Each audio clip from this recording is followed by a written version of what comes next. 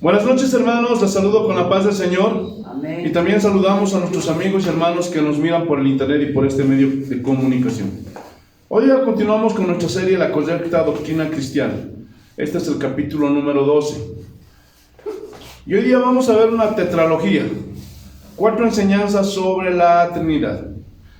Esta es la primera parte. Gloria a Dios, aleluya. Y vamos a ver cómo todas las herejías comienzan con respecto a la Trinidad. Aleluya. Entonces, la próxima semana estaremos tratando de explicar racionalmente la Trinidad. También vamos a ver a la Trinidad en el Antiguo Testamento y a la Trinidad en el Nuevo Testamento. Entonces, hermanos, las herejías más grandes alrededor del concepto de la Trinidad, ¿saben por qué es? ¿Saben por qué es? Porque el concepto de la Trinidad no es un concepto lógico y racional. Hermanos, es difícil de entender. No hay un solo ejemplo en el mundo con que se pueda comparar la Trinidad. Aunque muchos pastores bien intencionados intentan poner ejemplos. Uno de esos ejemplos es: yo soy padre, pero también soy hijo y también soy nieto. Pero este ejemplo está mal. ¿Por qué? Porque yo sigo siendo una sola persona. Y la Trinidad no es así, son 3 personas. Luego comparan a la Trinidad con el sol, la luz y el calor. Pero eso también está mal. ¿Por qué? Porque, gloria a Dios, aleluya, la luz y el calor son consecuencias. Gloria a Dios. No son seres o entes diferentes. Gloria a Dios. Lo mismo pasa con el agua. Muchos dicen el agua en el estado sólido, en el estado gaseoso y en el estado líquido. Pero igual, está mal. Gloria a Dios. Porque el estado sólido y el estado líquido y aún el estado gaseoso, gloria a Dios, aleluya, son, gloria a Dios, consecuencias del agua. Es un solo ente, gloria a Dios. Pero la Trinidad, no. En la Trinidad hay 3 personas diferentes. Entonces, hermanos, la Trinidad, al ser un concepto tan complejo, tan difícil, ha sido muy atacado, gloria a Dios. El primero en usar esta palabra Trinidad es Jerónimo, gloria a Dios.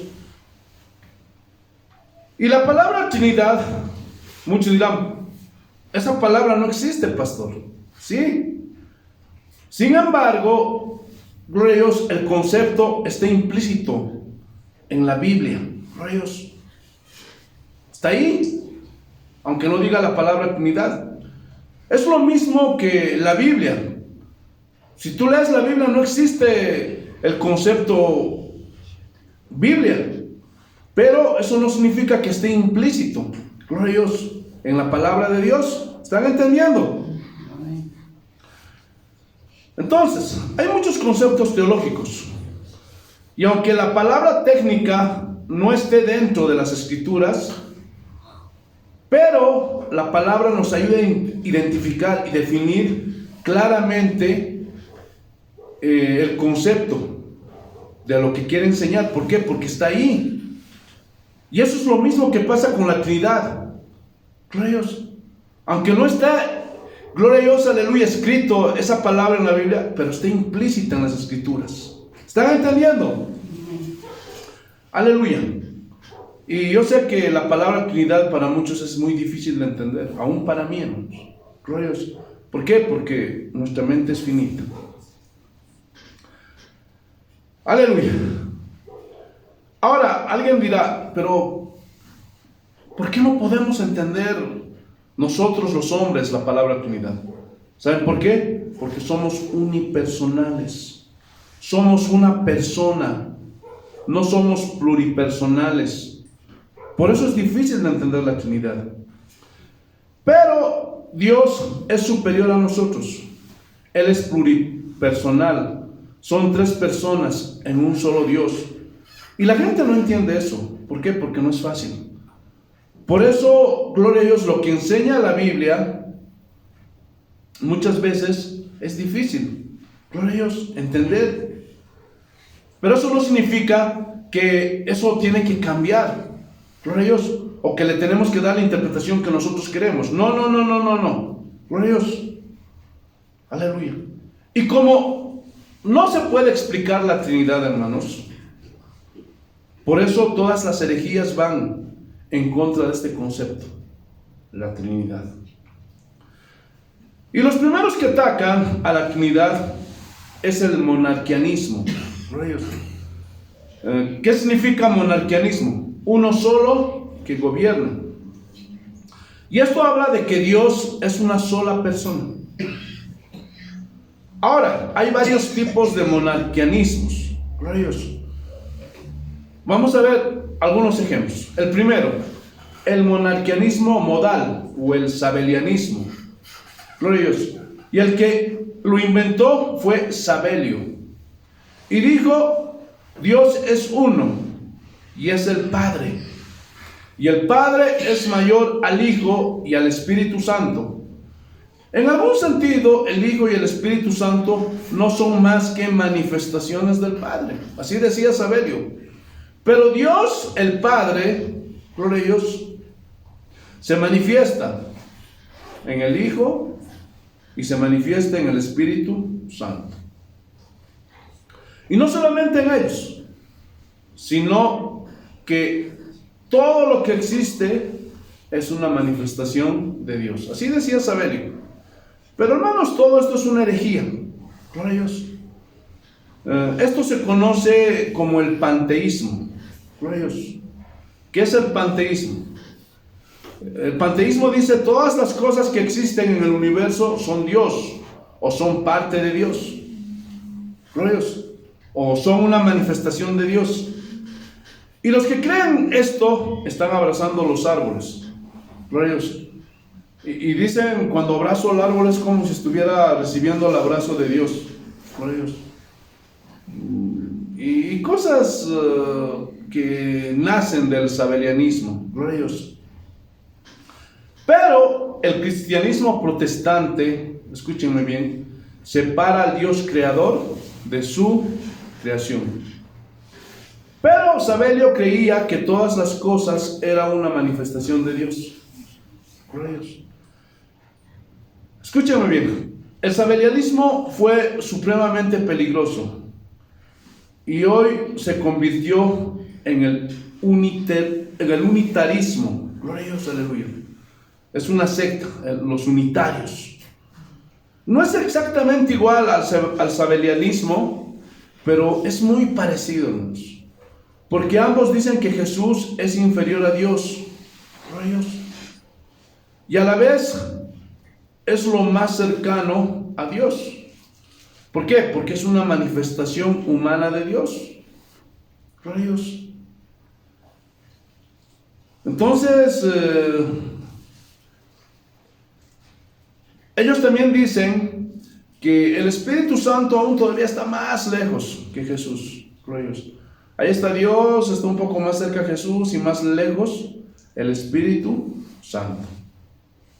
Pero el Espíritu Santo también es una manifestación de Dios Padre. Es decir, Jesús está sometido al Padre. El Espíritu Santo está sometido a Jesús. Jesús es inferior al Padre, pero a la vez es el mismo Padre. El Espíritu Santo es inferior a Jesús, pero es el mismo Padre. Gloria a Dios. Y es el mismo Jesús, solo que son manifestaciones más lejanas a su esencia. Gloria a Dios, primordial del Padre. Es como esto, ellos ponen un ejemplo.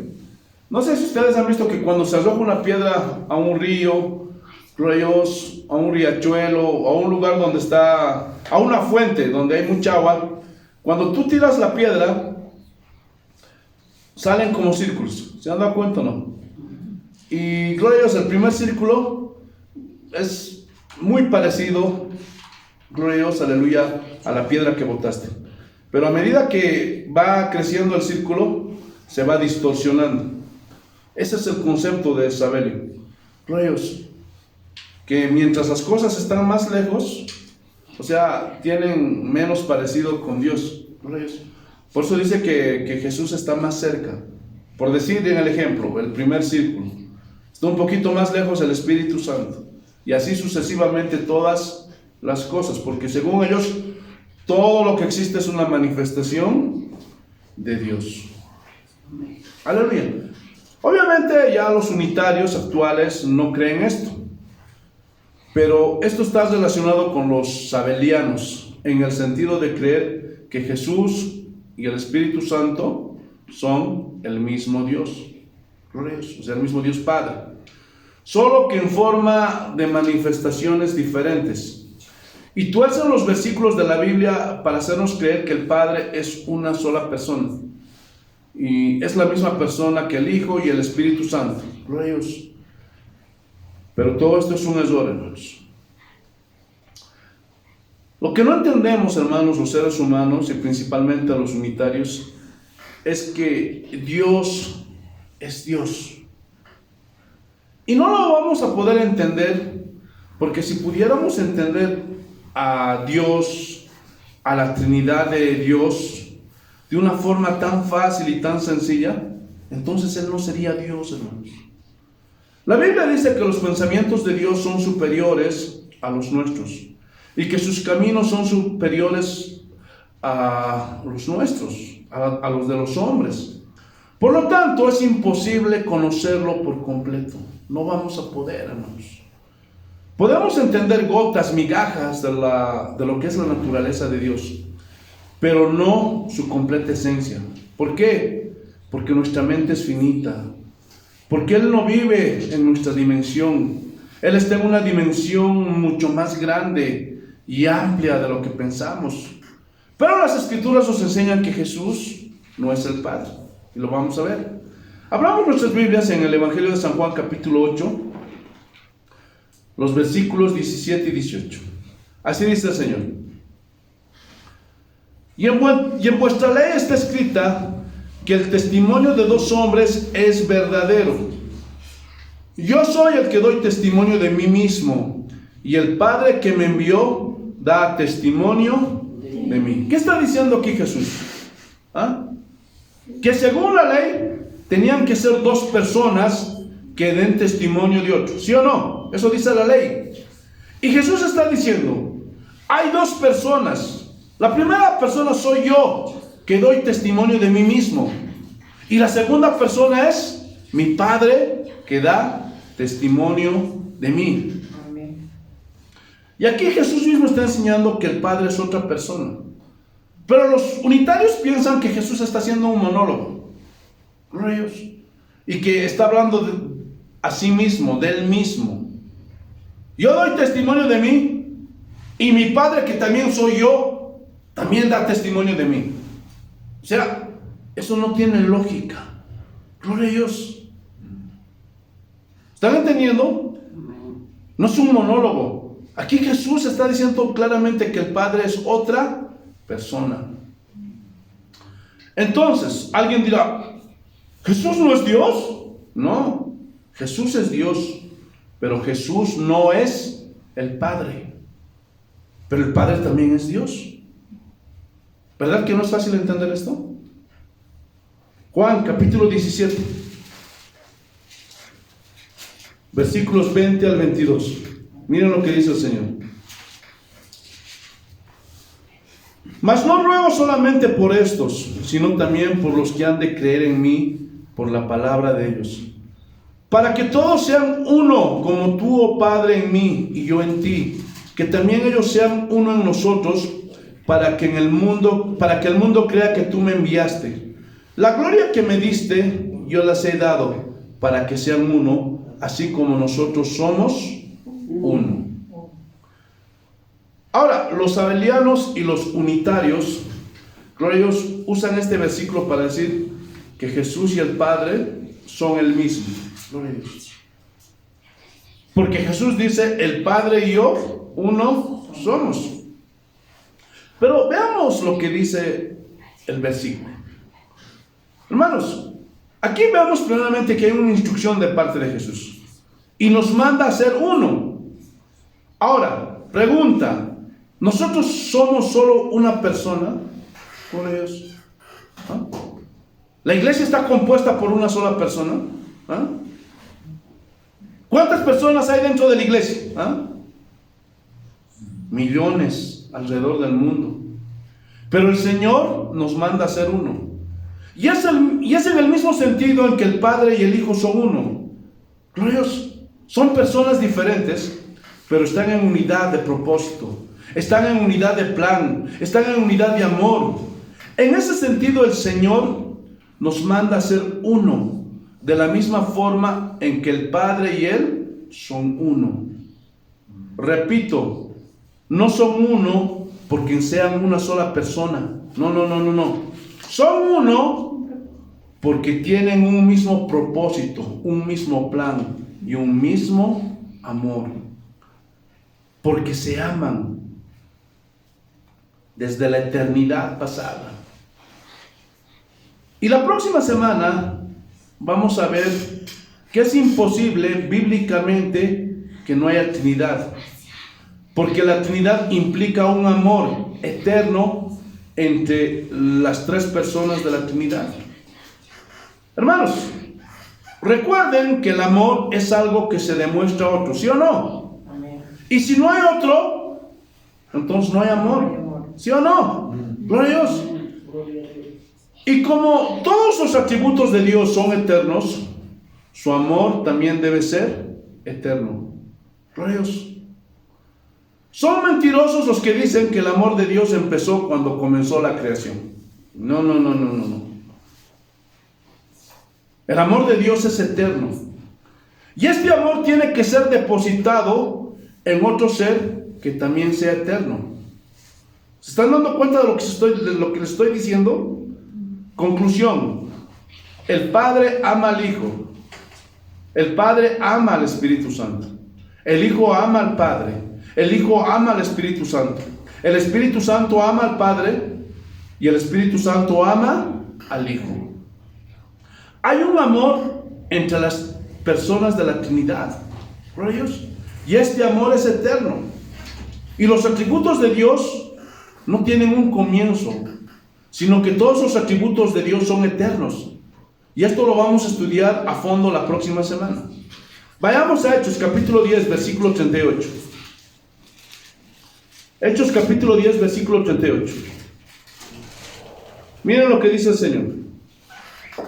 Como Dios ungió con el Espíritu Santo y con poder a Jesús de Nazaret, y como éste anduvo haciendo bienes y sanando a todos los oprimidos por el diablo, porque Dios estaba con él.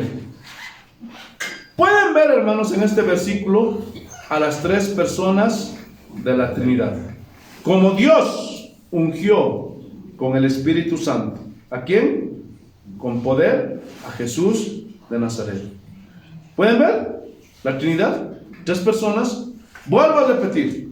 Los unitarios y los sabelianos piensan que Jesús está haciendo un monólogo. Gloria a Dios. Entonces, yo mismo, gloria a Dios, me ungí con mí mismo. No.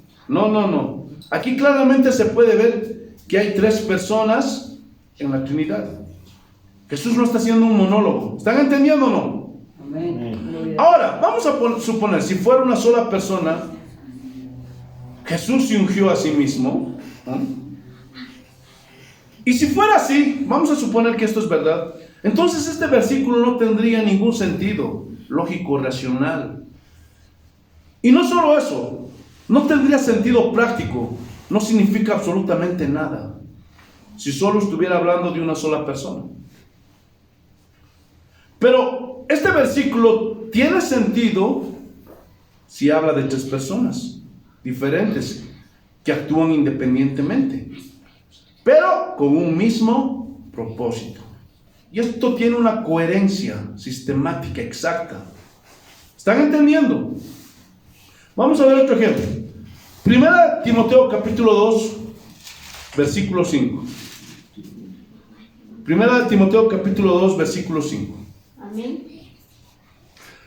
Porque hay un solo Dios y un solo mediador entre Dios y los hombres, Jesucristo, hombre. Y los unitarios vuelven a usar este versículo para decir, hay un solo Dios. Sí, hay un solo Dios. Nadie está diciendo que haya más de un Dios. Los trinitarios no creemos que haya más de un Dios. Y en toda la historia de los trinitarios creemos que hay un solo Dios. Dios. Pero los unitarios nos atacan y nos dicen, ustedes creen en 3 dioses. Mentira. Creemos en un solo Dios verdadero, manifestado en 3 personas. Dios. Y no solo manifestado, sino que son 3 personas. ¿Se dan cuenta que es difícil de entender? ¿Sí o no? Pero hoy día no estamos tratando de demostrar lógico-racionalmente la Trinidad. Hoy día estamos viendo las herejías que hay en contra de la Trinidad. ¿Amén? Amén. Te alabamos, Señor. Seguimos avanzando.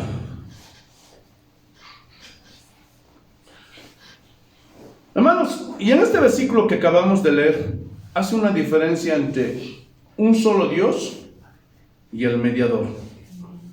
Escuchen muy bien. Mediador viene de la palabra griega mesistes, que significa en el medio, aquel que está entre otros dos. Y esto implica que hay otros dos, y que el del medio es otro. Por eso el mediador entre el Padre y los hombres, ¿quién es? Jesús. Está en el medio. Porque si el Padre fuera el mismo Jesús, ¿cómo mediaría? ¿Ah? No se puede. Sería ilógico, sería irracional. Yo soy el Padre que quiero mediar entre los hombres y yo. Es irracional.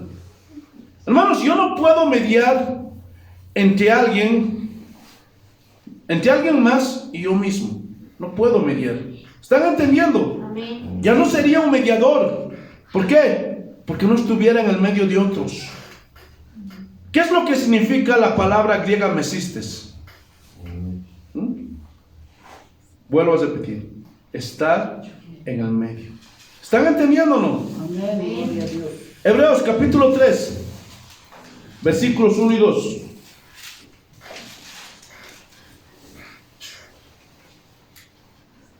Por tanto, hermanos santos, participantes del llamamiento celestial, considerad al apóstol y sumo sacerdote de nuestra profesión, Cristo Jesús, el cual es fiel, que le constituyó como también lo fue Moisés en toda la casa de Dios. Ahora, ¿quién lo constituyó? ¿Ah? ¿Ah? ¿Quién constituyó a Jesús?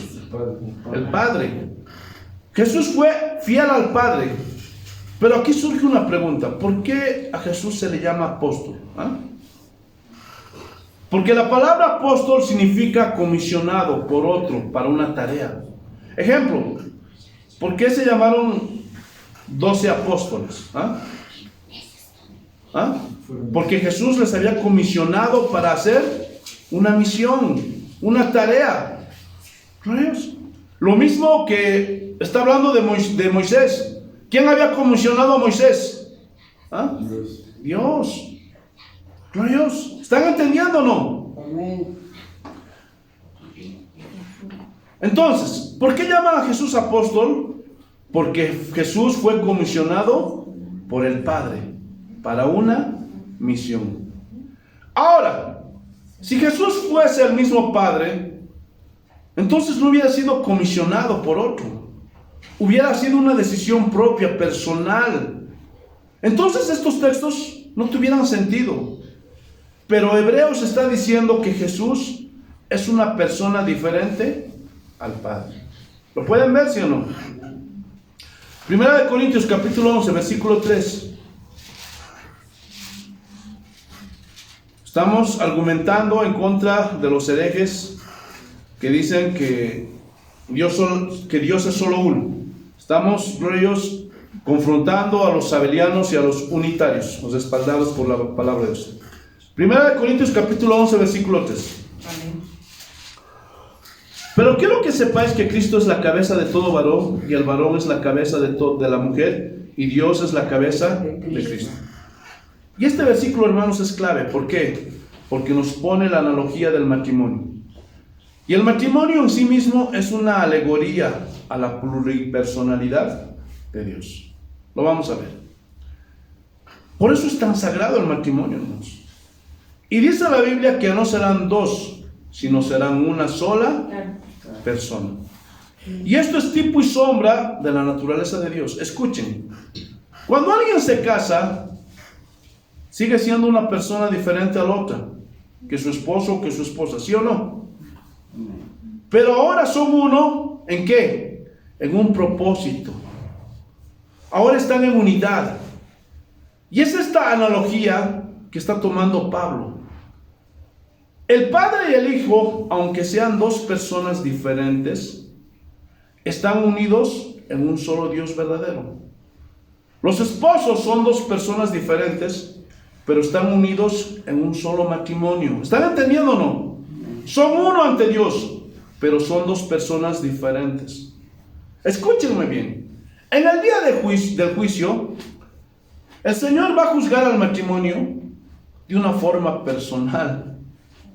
No es que yo voy con mi esposa, así que hijita, alistémonos. Si nos vamos al infierno es por tu culpa.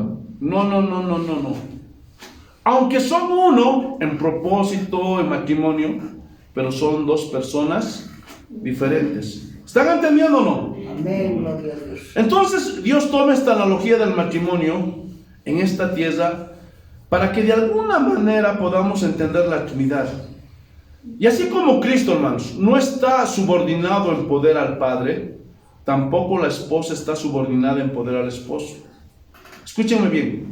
La subordinación de Cristo al plan del Padre es voluntario.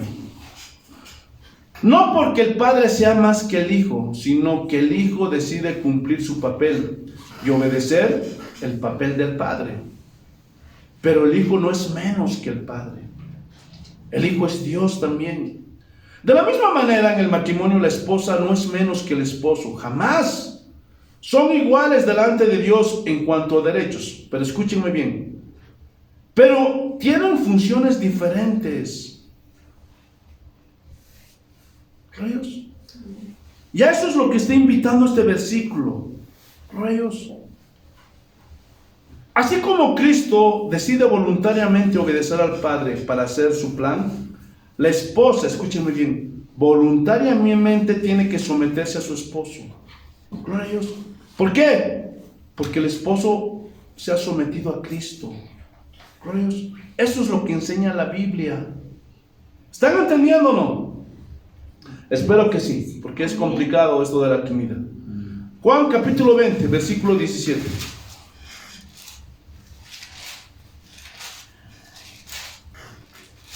Juan capítulo 20, versículo 17. Miren lo que dice el Señor.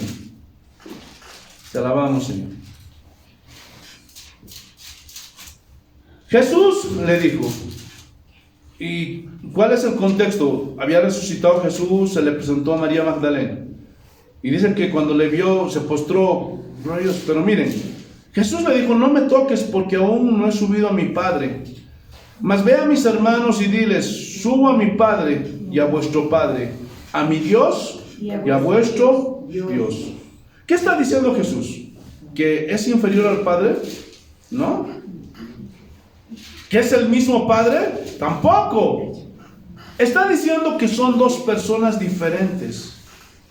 Y esto es lo que debemos predicar y creer los que somos verdaderos cristianos protestantes.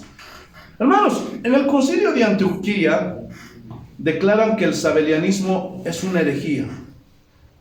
Y cuando aquí dice que Dios es una sola persona, hermanos, está haciendo una eisegesis, no exégesis, eisegesis, ante algo que no es lógicamente comprensible. Es decir, pensar que Jesús es Dios, el Padre es Dios, el Espíritu Santo es Dios, y que son tres personas diferentes, esto no es lógicamente comprensible.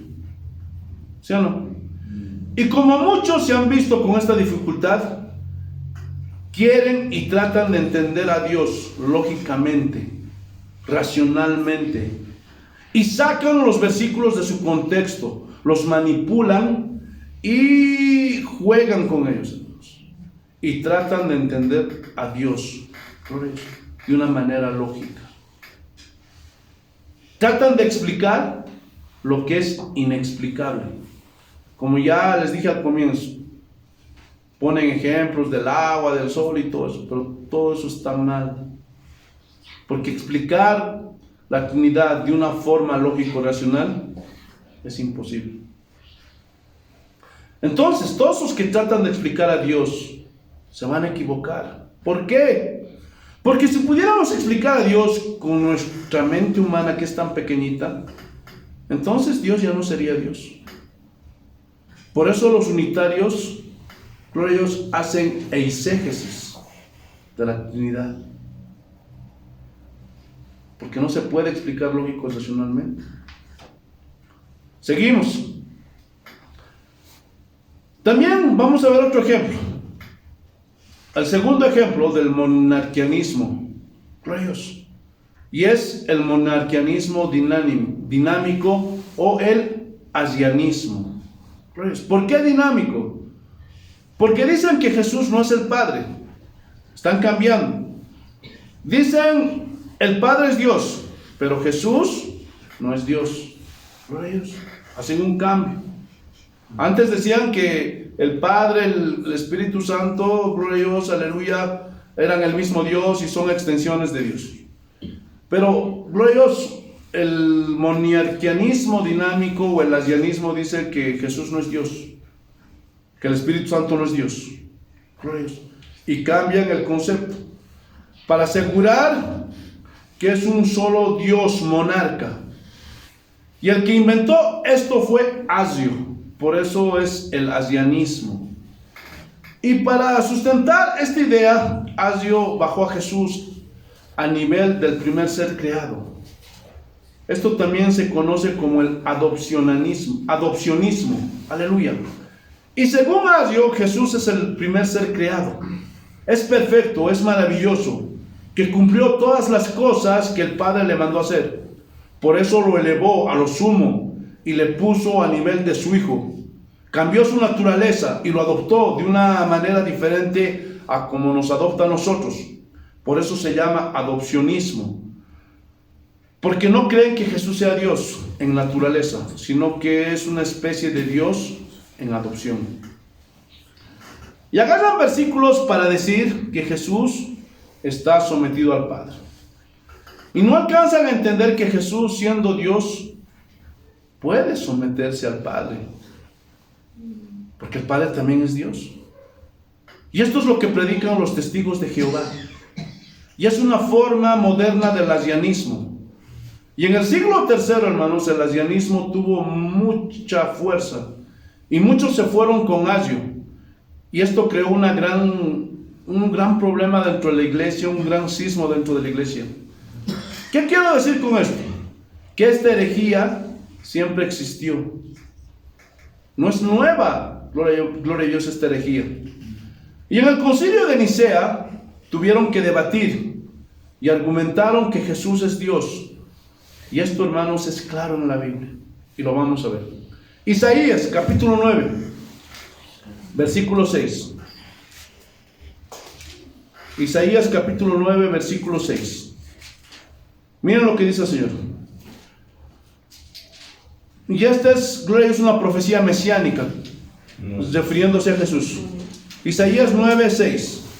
Porque un niño nos es nacido, hijo nos es dado, y el principado sobre su hombro, y se llamará su nombre admirable, consejero, Dios fuerte, Padre eterno, príncipe de paz. ¿Cómo iban a llamar al niño? Dios fuerte, Padre eterno, príncipe de paz. Entonces, ¿Jesús es el mismo Padre? No, sino que es el mismo Dios.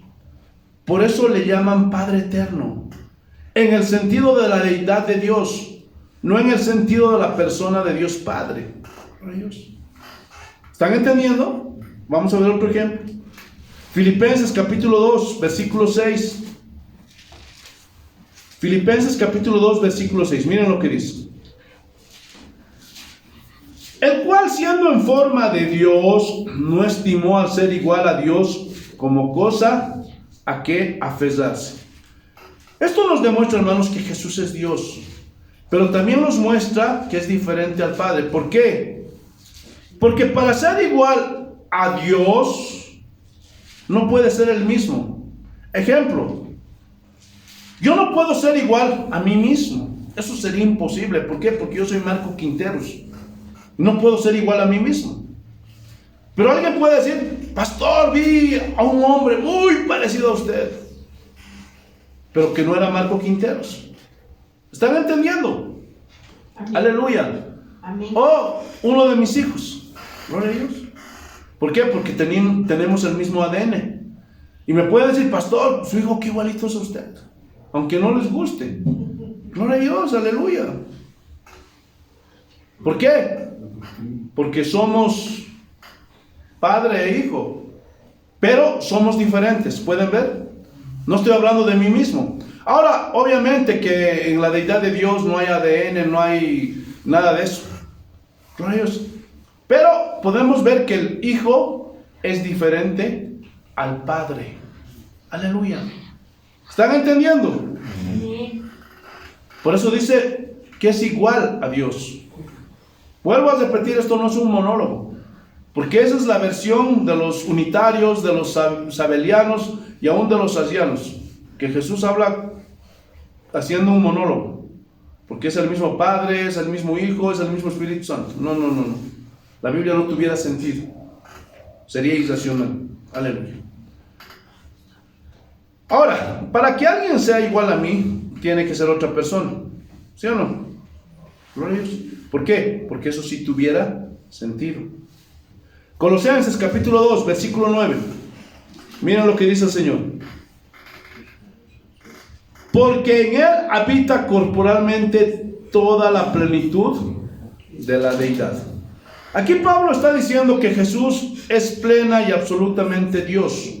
No está diciendo que es un ser creado. No está diciendo que es Dios por adopción. No. Él es Dios. En Él habita toda la plenitud de la deidad. Ahora, si fuera un ser creado, hermanos, vamos a suponer, ¿no habitaría en Él toda la plenitud de la deidad? ¿Sí o no? Amén. Toda la plenitud de la deidad se refiere a todas las virtudes y atributos de Dios. La eternidad, la omnisciencia, la omnipresencia. ¿Se dan cuenta o no? En Él habita. ¿Por qué? Porque también Él es Dios. Porque si fuera un ser creado, imposible que tenga toda la plenitud de la deidad. Eso significaría que Jesús no es eterno, no es omnipresente, no es omnisciente, no es omnipotente, no es soberano, etcétera, etcétera. ¿No ven? ¿Se dan cuenta o no? Hebreos capítulo 1, versículo 8. Hebreos capítulo 1, versículo 8. Miren lo que dice el Señor. Amén. Mas del Hijo dice: tu trono, oh Dios, por el siglo del siglo. ¿Quién está diciendo aquí? ¿Ah? Mas del Hijo dice. ¿Quién está diciendo? ¿Ah? El Padre está diciendo del Hijo. ¿Qué? ¿Qué está diciendo? Tu trono, oh Dios. Entonces el mismo Padre habla del Hijo como Dios. Entonces, ¿cuál es la conclusión? Jesús definitivamente es Dios. ¿Sí o no? Evangelio de San Juan, capítulo 1, versículo 1. San Juan, capítulo 1, versículo 1. Así dice el Señor. En el principio era el Verbo, y el Verbo era con Dios, y el Verbo era Dios. Entonces, hermanos, para que funcione el asianismo, tienen que manipular una cantidad de versículos. Por eso la Biblia de los testigos de Jehová es absolutamente manipulada. Es la peor versión bíblica que existe, hermanos. Gloria a Dios. Hermanos, los que hicieron la Biblia de los testigos de Jehová, lo único que querían era argumentar sus posturas, bajar de nivel a Jesús Aleluya. Y así poder explicar lo inexplicable, el concepto implícito de la Trinidad en la Biblia. Y aunque no se puede explicar racionalmente, ellos tuvieron que manipular los versículos para decir que Jesús no es Dios. Pero en la Biblia del griego original se traduce así: en el principio era el Logos, la palabra, y el Logos era con Dios, y el Logos era Dios. Jesús es Dios. Entonces, hermanos, todos estos versículos nos argumentan en contra de la herejía de Asio, aleluya, o el asianismo.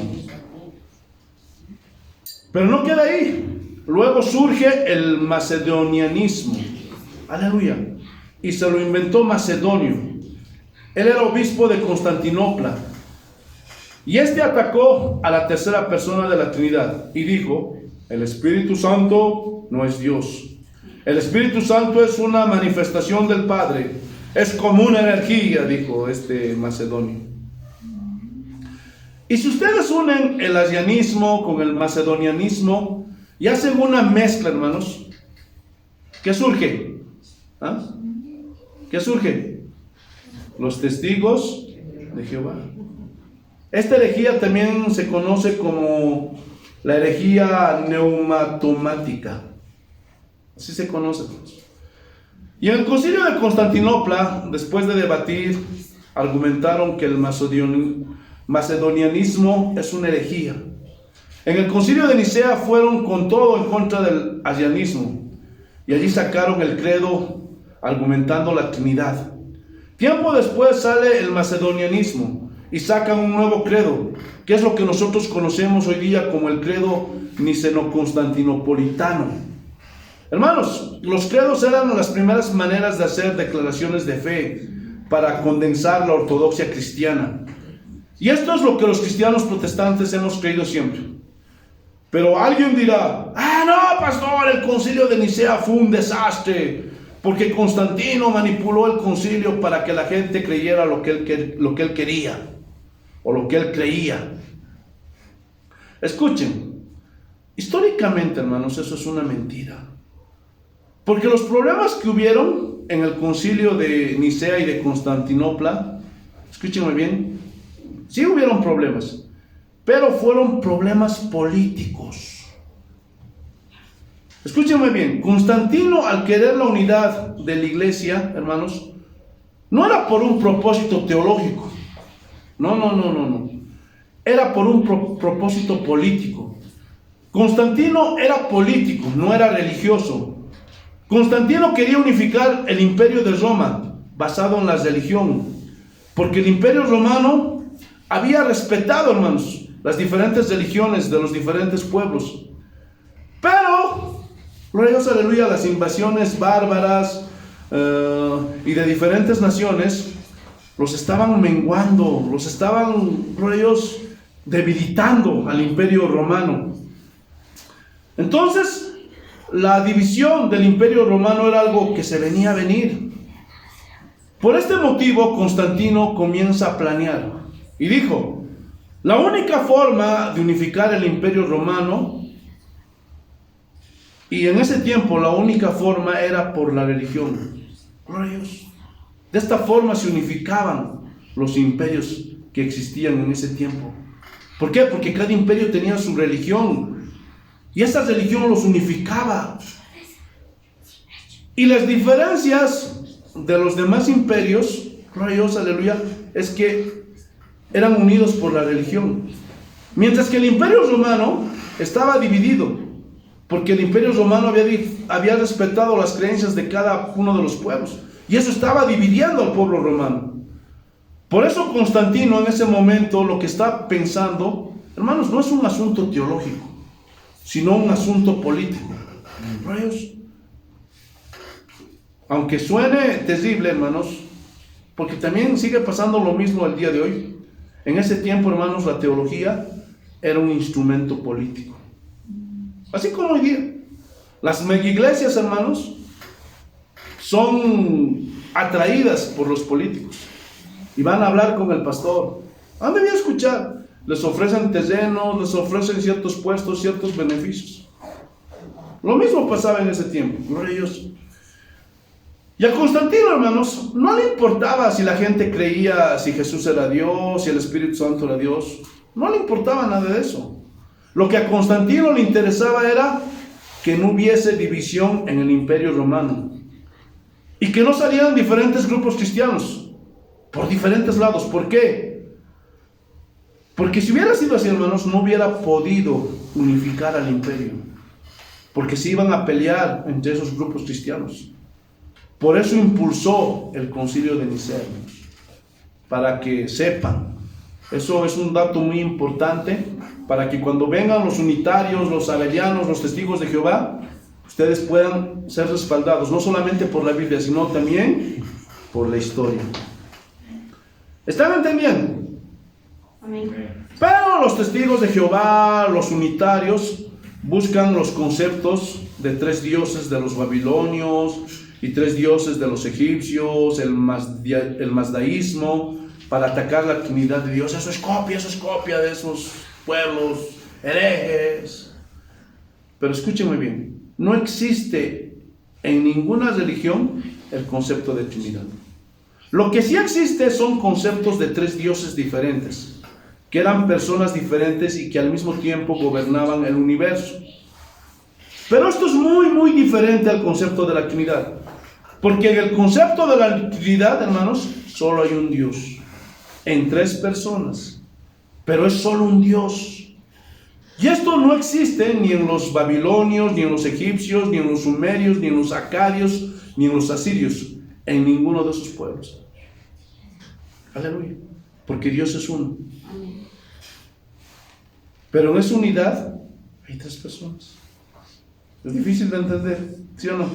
La próxima semana vamos a tratar de demostrar lógico-racionalmente, gloria a Dios, la Trinidad. Seguimos.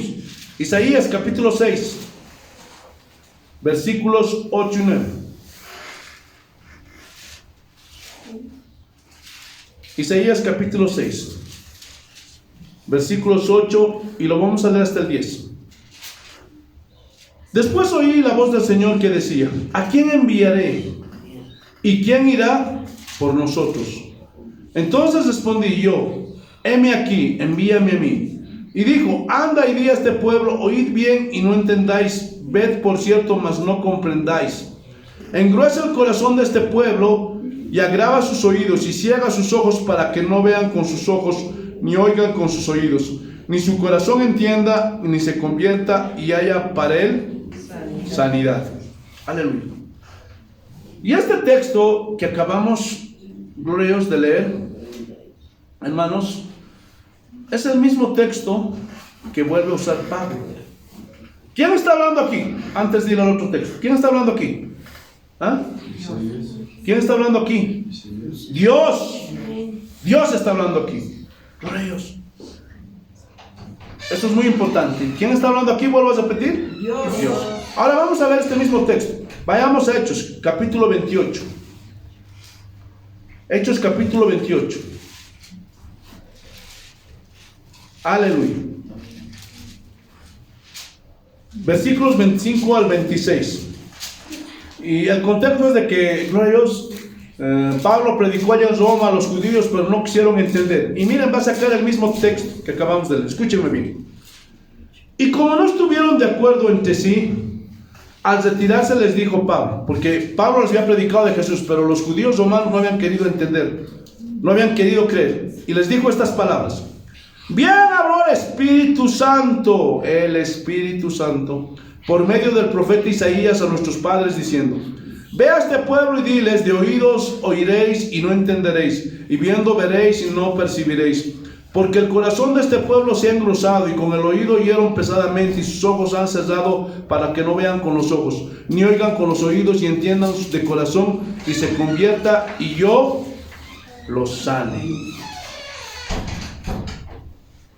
¿Se dan cuenta que son los mismos versículos de Isaías? ¿Sí o no? Gracias. ¿Sí o no? ¿Quién fue el que habló? Dios. Pero ¿qué dice aquí? y es el Espíritu Santo. Entonces el Espíritu Santo es Dios. ¿Sí o no? ¿Lo pueden ver o no? El Espíritu Santo es Dios. Hebreos capítulo 9, versículo 14. Les estoy mostrando bíblicamente. No estoy sacando todos los ejemplos, hay muchísimos más, pero estoy sacando los más relevantes para que ustedes puedan entender. Hebreos capítulo 9, versículo 14. Miren lo que dice el Señor. Cuanto más la sangre de Cristo, el cual mediante el Espíritu eterno se ofreció a sí mismo sin mancha a Dios, limpiará vuestras conciencias de obras muertas para que sirváis al Dios vivo. Entonces miren, aquí nuevamente se puede ver la Trinidad en acción. Cuanto más la sangre de Cristo, el cual mediante el Espíritu eterno. Ahora, ¿por qué dice el Espíritu eterno? ¿Ah? ¿Por qué dice el Espíritu eterno? Porque el Espíritu Santo también tiene los mismos atributos de Dios. ¿Están entendiéndolo? Dios es eterno, Dios Padre es eterno, Dios Hijo es eterno, Dios Espíritu Santo es eterno. ¿Sí o no? Gloria a Dios. Se ofreció a sí mismo sin mancha a Dios, limpiará vuestras conciencias de obras muertas para que sirváis a Dios. Entonces aquí podemos ver, gloria a Dios, a la Trinidad en acción. Pero también es una confirmación de que el Espíritu Santo tiene los mismos atributos que las otras dos personas. Por lo tanto, el Espíritu Santo es Dios. ¿Están entendiendo o no? Amén. Hechos, capítulo 5, versículos 3 y 4. Y esto todavía está más contundente. Mira lo que dice. 5, 3 y 4. Y esta es, gloria a Dios, aleluya. ¿Cuál es el contexto? Que Ananías y Zafira habían vendido una propiedad, pero habían agarrado parte de ella, que no querían avisarle a Pedro, y no estaban siendo sinceros, gloria a Dios. No estaban entregando todo el dinero que habían vendido de la heredad. Y les dijo Pedro: Ananías, ¿por qué llenó Satanás tu corazón para que mintieses al Espíritu Santo y sustrajeses del precio de la heredad? Reteniéndola no se te quedaba a ti, y vendida no estaba en tu poder. ¿Por qué pusiste esto en tu corazón? No has mentido a los hombres, sino a Dios. Primeramente dice, has mentido al Espíritu Santo. Reyes. Y al final dice, no has mentido a hombres, sino a Dios. Entonces, el Espíritu Santo es Dios. Es una persona diferente al Padre y al Hijo. Escuchen, esto no queda ahí. El día de hoy llegan a decir inclusive que el Espíritu Santo es una mujer.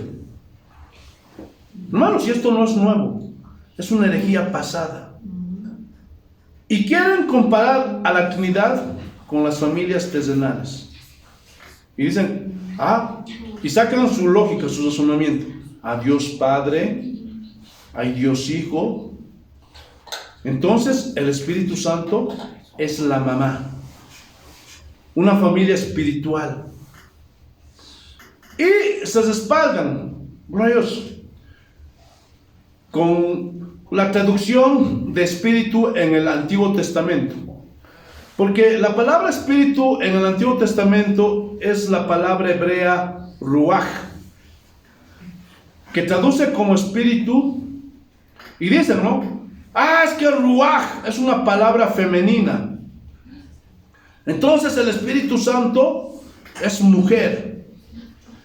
Pero neuma es una palabra neutra, que también es espíritu, pero está en el griego. O sea, neuma, refiriéndose al Espíritu Santo, no da, gloria a Dios, un género, ni masculino ni femenino, sino es neutro. Escuchen bien. Dios es espíritu. Dios Padre es espíritu. Dios Espíritu Santo es espíritu. Dios el Hijo es espíritu. Ahora, sabemos que en el Hijo hay algo que se conoce como la unión hipostática. Y también vamos a estudiar en esta serie esto. Rayos. Pero será más adelante. El Hijo es espíritu hasta que encarnó en Cristo. Pero Cristo preexistía de una forma espiritual, pero tomó forma de siervo para morir en la cruz. Pero los tres en la eternidad pasada, eran espíritu, el Espíritu de Dios. Son espíritu. No mamá, papá e hijito. No. Esa maña de algunos herejes que tienen de humanizar la deidad. Quieren ver a la deidad como simples seres humanos. Hay un falso apóstol que hoy día se ha levantado, que está promoviendo todo esto, y es el apóstol Mesa. Pero escúchenme bien, el Espíritu Santo no es mujer. Y este falso quiere colocar atributos humanos al Espíritu. Ya se los dije, gloria a Dios. Dios es Espíritu. No humanicemos a Dios. No tratemos de verle, gloria a Dios, aleluya, como un hombre, como un simple humano. Dios es Espíritu. Alguien dirá, entonces, pastor, ¿por qué Dios hizo géneros? ¿Por qué hizo hombres y mujeres? Porque Dios tenía pues propósitos que cumplir. Y uno de esos propósitos era la reproducción. Gloria a Dios. Hermanos, decir que el Espíritu Santo es mujer, eso significaría que el Padre y el Espíritu Santo hicieron algo y de esa forma nació Jesús. Jesús, entonces, es un ser creado. Hermanos, y esta es una espantosa, una terrible herejía. Vuelvo a repetir, no humanicemos a Dios. Dios es Espíritu y está por encima de nuestras tres dimensiones. Está por encima de nuestra mente finita. Gloria a Dios, aleluya. Por favor, entiendan eso. Porque si no vamos a entender esto, vamos a tratar de humanizar y vamos a tratar de presentar a Dios lógico, racionalmente, de una forma clara y sencilla. Entonces, ese no es Dios. Gloria a Dios, aleluya. Humanamente, hermanos, va a ser difícil entender la Trinidad. Gloria a Dios. Va a ser difícil. Pero está implícita ahí en las Escrituras. Antes de terminar este primer capítulo de la Trinidad, hermanos, quiero darles un consejo. Si quieren ser verdaderos cristianos y quieren adorar al Dios de la Biblia, tienen que saber lo que la Biblia revela sobre ese Dios. No me puedo hacer un Dios de acuerdo a mi imaginación, como lo hacen muchos. Eso es peligroso. No hablen más de lo que está escrito en la Biblia, hermanos. No saquen sus argumentos, sus conclusiones, que yo pienso que tal vez es así. No. Gloria a Dios. ¿Por qué? Porque eso es peligroso. De ahí nacen las herejías, hermanos. Porque hablan más de lo que está escrito con respecto a la Trinidad y con respecto a otros temas. Hermanos, tengan cuidado con eso. No se hagan dioses o no se hagan un Dios a su semejanza. Es al revés. Nosotros somos hechos a la imagen y semejanza de Dios, no Él a la nuestra. Pero cuando estas falsas doctrinas surgen, tergiversan al verdadero Dios de la Biblia. Por eso lo primero que se hace cuando uno va a una iglesia es preguntar. Y esto es lo primero que tienen que preguntar si alguna vez van a visitar alguna iglesia.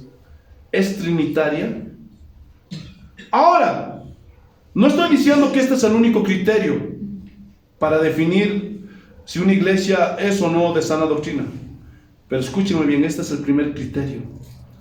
Porque si en esa iglesia no creen en un solo Dios, y ese solo Dios es el Padre, el Hijo y el Espíritu Santo, tres personas diferentes, en un solo Dios verdadero.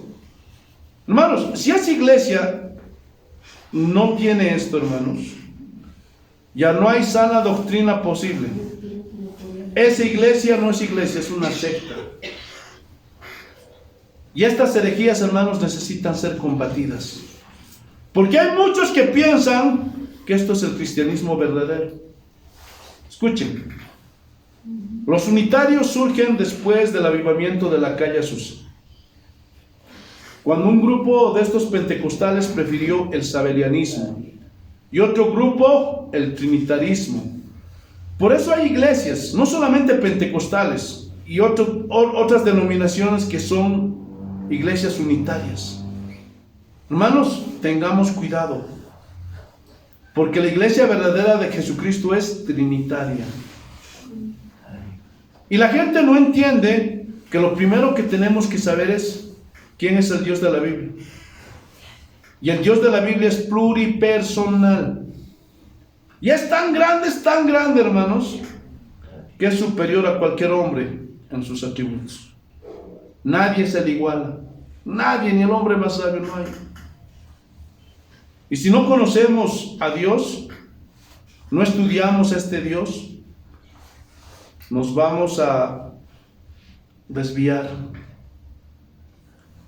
Y no vamos a poder tener una verdadera relación con el Dios de la Biblia.